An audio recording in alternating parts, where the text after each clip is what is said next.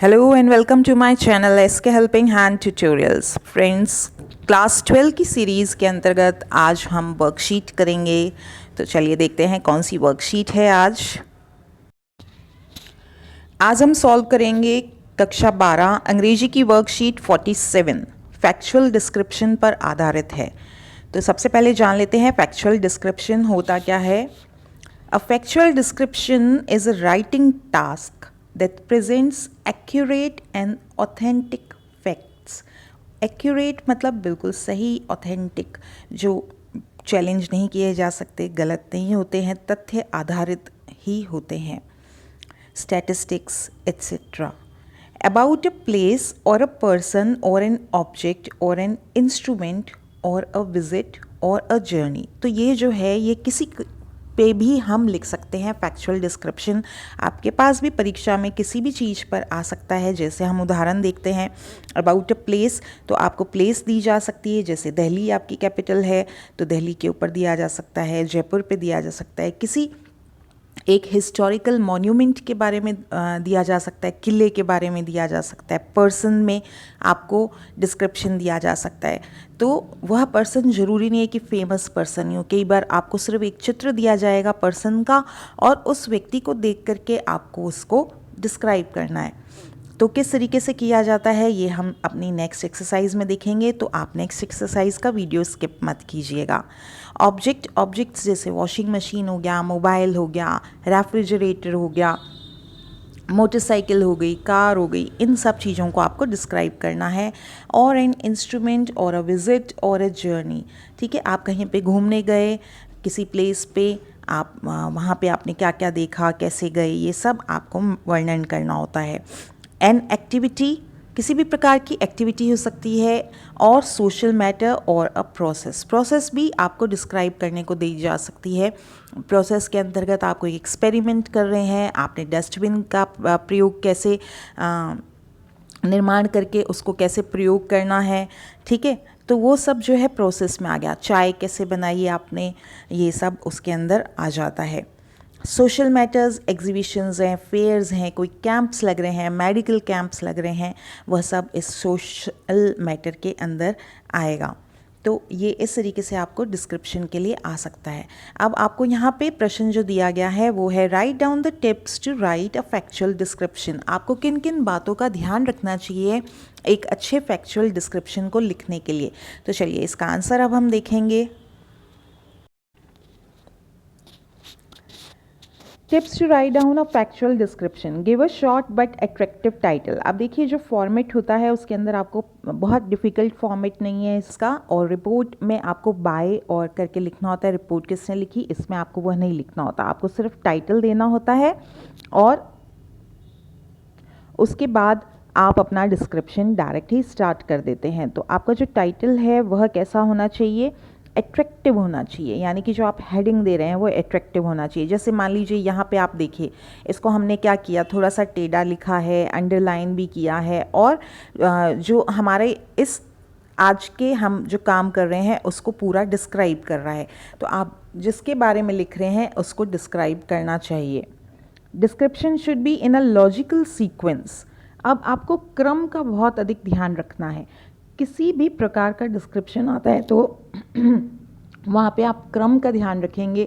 ऐसा नहीं है कि जैसे मान लीजिए आपको आ गया कि आपने एटीएम से पैसे निकालने गए, है ना, आपको एटीएम से पैसे कैसे निकालने हैं आपको प्रोसेस बतानी है, मान लीजिए आ जाता है इस तरीके से, या एटीएम के बारे में आपको लिखना है।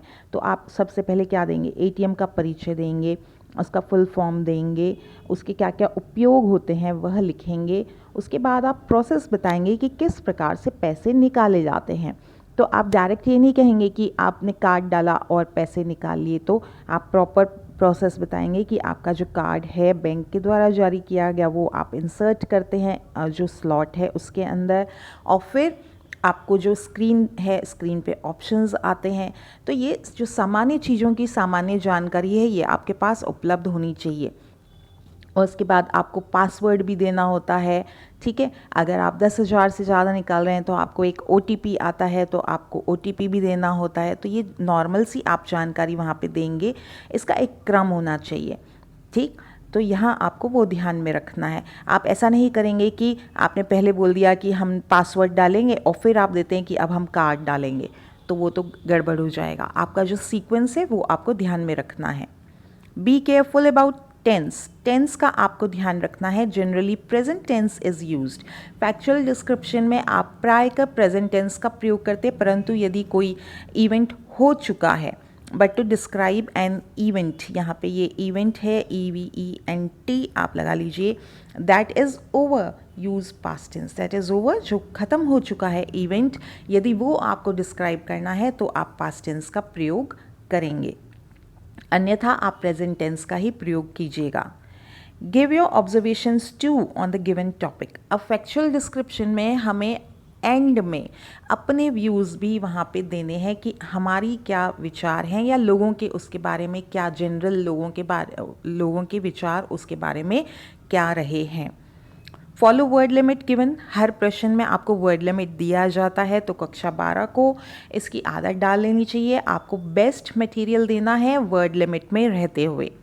Use sentence linkers as next, then, while, finally. कभी कभी हम वाक्यों को छोटा रूप दे सकते हैं इन वाक्यों के प्रयोग से, तो अनावश्यक शब्दों का उपयोग हम कम कर लेंगे इन लिंकर्स की माध्यम से। अब हमें किस तरीके से लिखना है। फर्स्ट इंट्रोड्यूस, ये आपको बताया, जैसे मान लीजिए ATM दे रहे हैं तो ATM का हमने इंट्रोडक्शन दिया, ठीक है।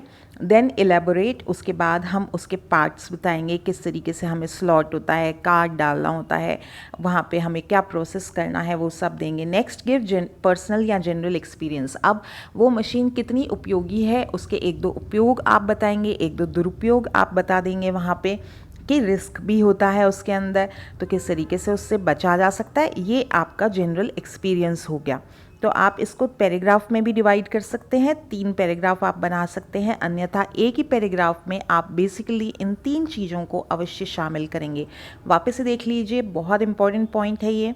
इंट्रोड्यूस करना है, उसके बाद आपको इलेबोरेट कराना। इलेबोरेट मतलब विस्तृत समझाना है, और उसके बाद आपके पर्सनल या जनरल एक्सपीरियंस आपको बताने, यानी आप क्या सोचते हो या लोगों के उसके बारे में विचार क्या है।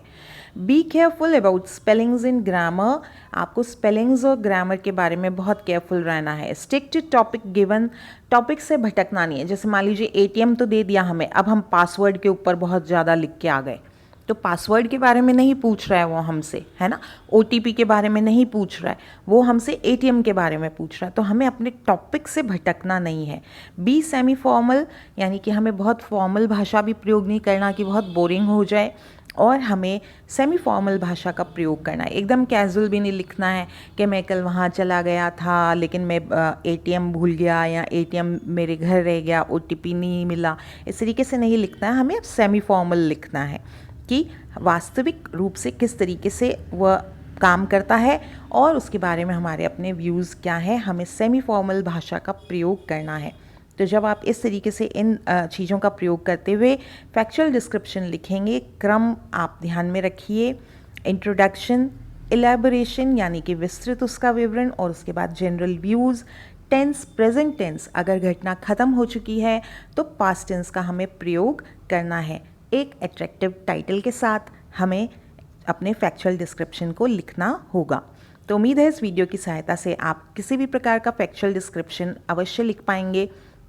अलग अलग प्रकार के फैक्चुअल डिस्क्रिप्शंस होते हैं, वो हम अपने नेक्स्ट वीडियो, नेक्स्ट एक्सरसाइज के वर्कशीट जो हम करेंगे उसमें देखेंगे, और किस तरीके से आपको करना है उसके लिए बहुत इंपॉर्टेंट क्लूज़ दिए जाएंगे। So don't skip the next video. Thank you. Keep sharing, keep subscribing and keep liking. Thank you.